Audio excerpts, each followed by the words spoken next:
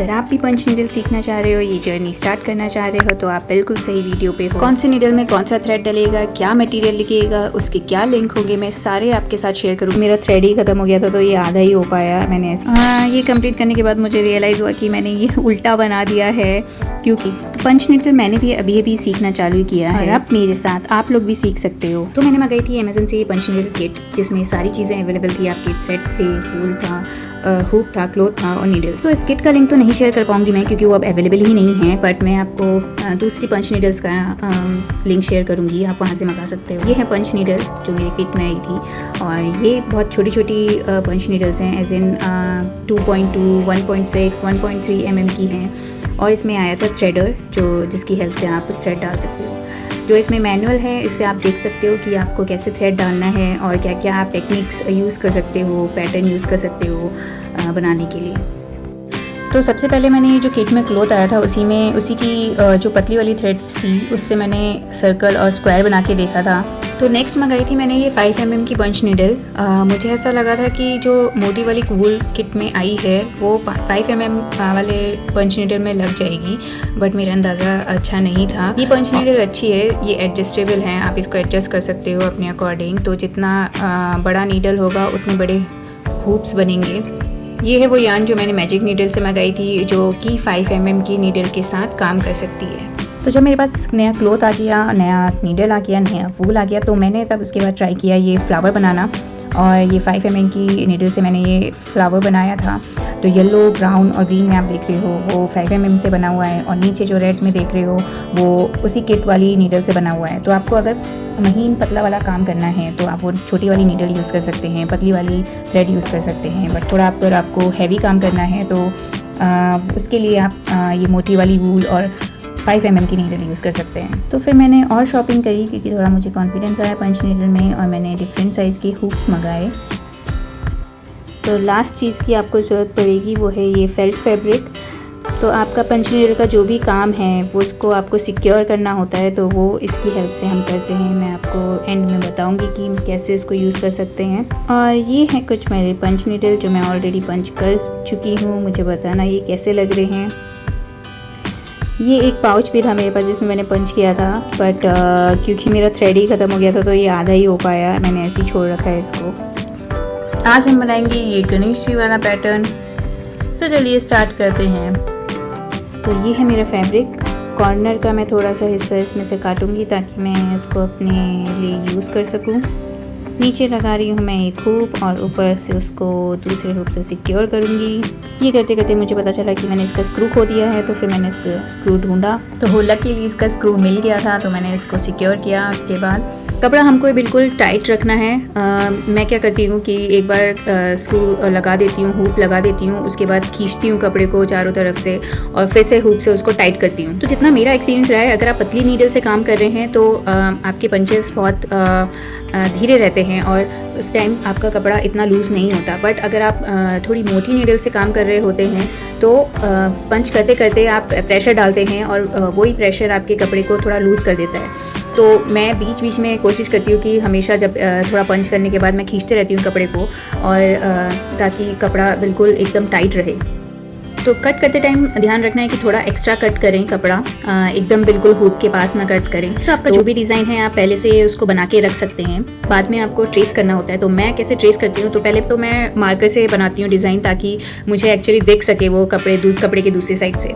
और क्योंकि जैसे कि रोशनी में बहुत अच्छा दिखेगा, तो मैं क्या करती हूँ, मैं विंडो पे जाती हूँ और अपनी विंडो पे ही इसको ट्रेस करती हूँ। और इसके अलावा अगर आपको कोई मेथड पता है इसको ट्रेस करने का तो मुझे भी बताना।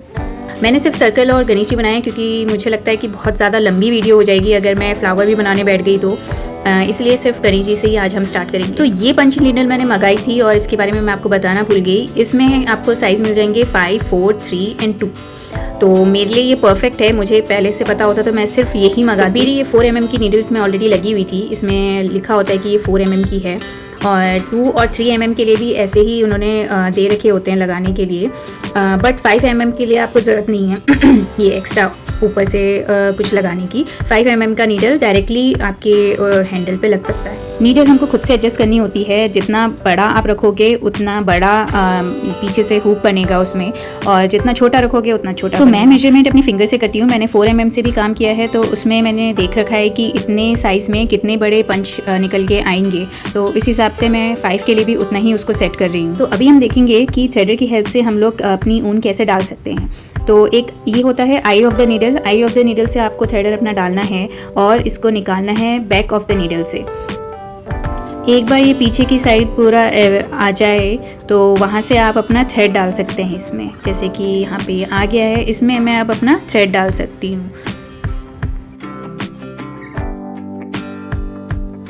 थ्रेड डालने के बाद हम थ्रेडर की हेल्प से उसको खींच लेंगे, तो वो जो हमारा वूल है वो आगे की साइड आ जाएगा। तो इस तरह से हम थ्रेडर की हेल्प से अपना थ्रेड डालते हैं नीडल में। थ्रेड को थोड़ा लूज़ करके रखना है ताकि आप जब पंचिंग कर रहे हो तो आपको दिक्कत ना हो, क्योंकि अगर टाइट रहेगा थ्रेड तो पंच नहीं होता है, पंच निकलते जाता है। पंच नीडल करते टाइम हमें ये ध्यान रखना है कि जिस साइड को जा रहे हो उस आपका नीडल का जो फ्रंट है वो उसी साइड होना चाहिए। बहुत ज़्यादा गैप नहीं रखती मैं अपनी पहली पंच और दूसरे पंच में, बहुत छोटा छोटा पंच में लगाती हूँ। इतने बड़े ये पंच आ रहे हैं और इतना पास मैंने किया है, तो पास करने से थोड़ा घना दिखता है। तो ये वाला सेक्शन मैं जल्दी जल्दी कंप्लीट करके आपको दिखाती हूँ कि ये फ्रंट से कैसा लगेगा।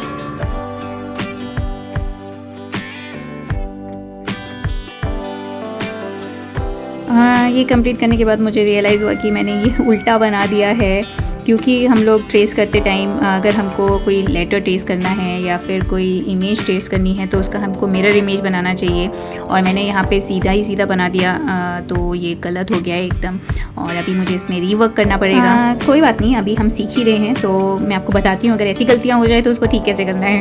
और आप बस अपना थ्रेड निकालो वापस। जो पंच की वजह से मोटे मोटे होल बन गए हैं उनको पंच नीडल की हेल्प से ही थोड़ा ऐसे स्क्रैप करो ताकि थ्रेड अपनी जगह पे आ जाए थोड़ा बहुत। और फिर अब हम ट्रेस करेंगे दोबारा से ये डिज़ाइन, मिरर इमेज ट्रेस करेंगे गणेश जी की, ताकि जब मैं पंच करूँ तो उनका सीधा वाला इमेज। तो इस बार मैंने सिर्फ गणेश जी ट्रेस कर दी है, और मैंने सर्कल भी नहीं बनाया है। पहले मैंने सोचा यही कंप्लीट हो जाए, वही बहुत है। तो गणेश जी मैंने ट्रेस कर ली हैं। अब मैं इसमें फिर से पंचिंग स्टार्ट करूँगी। तो ये मैं जल्दी से पंच करके आपको दिखाती हूँ कि कैसा लग रहा है। अब जाके गणेश जी थोड़ा ठीक लग रहे हैं। आप पीछे वाली डिज़ाइन की चिंता मत कीजिए, क्योंकि पूरा कवर हो जाएगा वो, इसलिए वो दिखेगा नहीं। और हमें सिर्फ फोकस करना है जो हमने इस साइड बनाया है और उसी में पंच करना है। इसके बाद मैंने पंच करना स्टार्ट किया गणेश जी का मुकुट, पर मुझे उसके बाद रियलाइज़ हुआ कि ये बहुत पास हो गया है, क्योंकि ये थ्रेड बहुत मोटा है, तो वो फैल ज़्यादा रहा है, मतलब उसकी रीच जितना मैंने ड्रॉ किया है उससे ज़्यादा हो रही है। तो इसलिए मैंने इसको दोबारा निकाला, जो भी मैंने थ्रेड लगाया था, और थोड़ा दूर पे थ्रेडिंग मैंने इसका स्टार्ट किया ताकि दोनों के बीच में थोड़ा गैप हो और मेरा जो सेकंड कलर है वो मैं इनके बीच में कर सकूं। अदरवाइज़ क्या होगा कि बहुत ज़्यादा घिच-पिच हो जाएगा और अच्छा नहीं लगेगा। तो फ्रंट साइड से आप देखोगे तो गणेश जी की जो मैंने ईयर्स बनाए हैं उसमें बहुत ज़्यादा स्पेस नहीं दिख रहा है, बट अगर आप बैक साइड से देखोगे तो वहाँ पे आपको वाइट स्पेस दिख रहा है, मतलब क्लोथ दिख रहा है। वो इसलिए क्योंकि ये ऊन जो है थोड़ा मोटा है, और अगर आप पतली ऊन से काम कर रहे हो तो आप जो वाइट स्पेस है वहाँ पे और अपने पंच कर सकते हो, बट क्योंकि ये मोटा ऊन है और पीछे से अगर आप देखोगे तो वो अच्छा ही दिख रहा है। अगर इसके बीच में मैं और पंच कर दूँगी तो क्या होगा कि जो किनारे वाले जो मैंने जो बॉर्डर बना रखा है गणेश जी के कान का, तो वो इधर उधर चला जाएगा, मतलब दूसरी साइड को चला जाएगा। और जब मैं फिर अपना सेकंड कलर इसमें करूँगी, बाहर से आउटलाइन करूँगी, तो वो फिर और मिलके एकदम स्पेस नहीं बचेगा और मैं कर नहीं पाऊँगी। इसलिए थोड़ा स्पेस देने के लिए मैंने सिर्फ 2 राउंड ही करे हैं गणेश जी के ईयर्स में। मैं यही टेक्निक सब जगह फॉलो कर रही हूँ, क्योंकि थ्रेड मोटा है तो मैं थोड़ा डिस्टेंस पे करूँगी सारे डिज़ाइन, थोड़े दूर ही बनाऊँगी एक दूसरे से। तो फाइनली गणेश जी तो बन गए। अभी मैंने इसमें सर्कल बनाया नहीं था, तो मैं एक दूसरा हुक लाऊंगी और उससे सर्कल बनाऊंगी ताकि मुझे पता रहे कि मुझे कितना बनाना है, क्योंकि वो सर्कल के अंदर ही मैं अपना दूसरा कलर डालूंगी। अब मैं येलो वाला थ्रेड डालूंगी अपने नीडल में, और जैसे मैंने पहले बताया था थ्रेडर की हेल्प से हम लोग ये थ्रेड डालते हैं।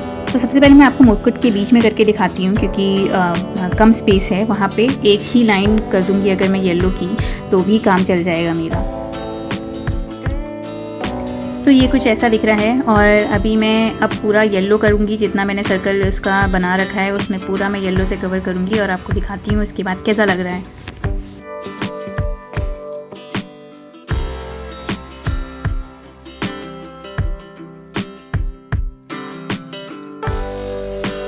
तो फाइनली ये बनके रेडी हो चुका है, बहुत सुंदर लग रहा है। आप भी मुझे बताना कि ये कैसा लग रहा है। और अब हम इसको कट करेंगे। तो पहले जो मैंने ये साइज़ कट किया था, ये हुप साइज़ लिया था, मैंने सोचा था कि मैं फ्लावर्स भी बनाऊंगी, जो मेरा इनिशियल प्लान था, बट क्योंकि वो मैंने नहीं बनाया है तो अभी मैं सिर्फ इसको एक सर्कल बना के इसको काट लूँगी ताकि मैं अपना नेक्स्ट प्रोसेस इसमें स्टार्ट कर सकूँ। तो ये जो एक्स्ट्रा थ्रेड होते हैं वो भी आपको काट लेने हैं। तो जो ये एक्स्ट्रा कपड़ा है ये हमको इसी में पीछे चिपकाना है, तो उसके लिए हम इसको जगह जगह से काट लेंगे। फैब्रिक ग्लू भी आप यूज़ कर सकते हो, मेरे पास ग्लू गन है, फैब्रिक ग्लू नहीं है, इसलिए मैं ग्लू गन ही यूज़ कर रही हूँ। एक एक करके जो हमने काट रखा है अपना कपड़ा उसको अटैच कर लेंगे इसी में। तो ऑलमोस्ट सिक्योर ये हो चुका है, पर ऐसे ही अच्छा नहीं लगेगा, तो इसके लिए पीछे से इसलिए हम इसमें लगाते हैं फेल्ट फैब्रिक। और वो फैब्रिक ग्लू गन से पहले मैं ग्लू लगाऊंगी और उसके ऊपर पीछे से इसमें फेल्ट फैब्रिक लगाऊंगी। एक्स्ट्रा कपड़ा हम ये काट लेंगे और इसके साथ ही हमारा ये हो चुका है रेडी। तो है ना ये इजी? ज़रूर मुझे बताइएगा कमेंट करके अगर मैंने कुछ कवर नहीं किया है। अगर आपको और क्वेश्चंस हैं पंच नीडल से रिलेटेड तो कमेंट करके मुझे ज़रूर बताइएगा। और भी पंच नीडल के डिज़ाइन मैं आपके लिए लाऊंगी। और कैसा लगा ये वीडियो मुझे ज़रूर कमेंट करके बताना। एंड अभी तक लाइक शेयर सब्सक्राइब नहीं किया है तो प्लीज़ डू।